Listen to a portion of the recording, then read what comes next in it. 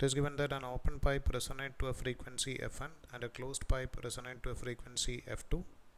If they are joined together to form a longer tube, then it will resonate to a frequency, and it is given that neglect the end correction. So according to the question, if you are just considering an open pipe of length, let's say L1, it is going to oscillate with the frequency F1. If nothing is mentioned, we'll just consider that it is going to oscillate in its fundamental mode of frequency with let's say F1. And if they are and closed pipe resonate to a frequency F2. So if you are just considering a closed pipe of length, take it as L2, and it is going to oscillate in its fundamental frequency, then the value of frequency is given as nothing but F2. Now if they are joined together to form a longer tube, so if you are combining these two tube, so we'll get a closed pipe of length, take it as L1 plus L2, and if it is oscillating its fundamental mode of oscillation, then our aim is to find out what about the value of its frequency. Let's say I'm just considering its frequency as F. So our aim is to find out the value of F. Now we can write what about the value of Fn.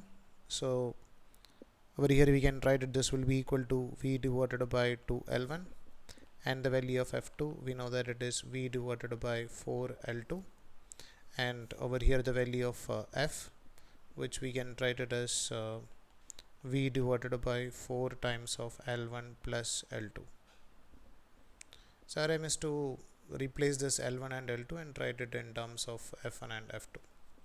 So according to the first equation, we can write this L1 will be equal to V divided by 2F1, and from this equation we can write this L2 is equal to V divided by 4F2. So if you are putting these values in this equation, so it becomes F is equal to V divided by 4 into, instead of L1 we can write it as V divided by 2F1 plus, instead of L2 we can take it as it is V divided by 4F2.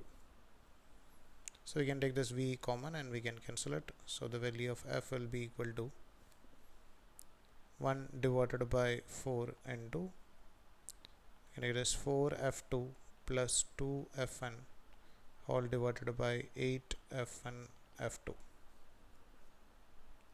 which can be written as F is equal to 8F1 F2 divided by 4 into 4F2 plus 2F1.